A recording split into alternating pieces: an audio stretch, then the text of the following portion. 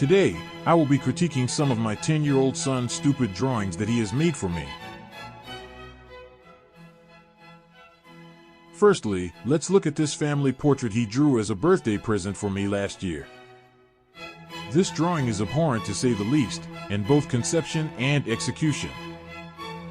Firstly, the little girl depicted here is his little sister, who is only 1 year old. She can barely crawl, let alone stand up and hold his hand. Secondly, even though we, the subjects of this drawing, are depicted standing on the grass, there is absolutely no depth perception in this picture, meaning that, in its crudity, the drawing seems to imply that we are actually standing on top of the horizon. On top of that, the house and tree in the background aren't shown to be connected to the grass. They appear to be floating in midair. What an abomination! Let's move on to this second drawing, which is just as repugnant as the last. Here, we see a more abstract composition, which, despite its ambition, is just as creatively bankrupt as the last example.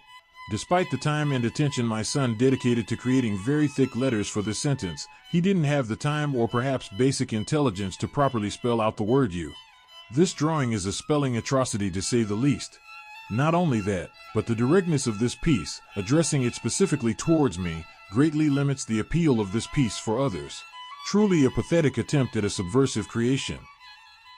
Finally, let's take a look at my son's most recent artistic attempt.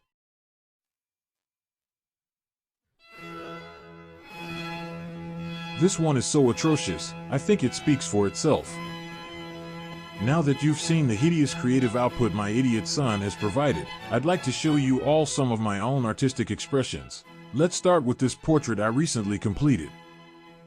My goal with this particular piece was to create something both subtle and striking at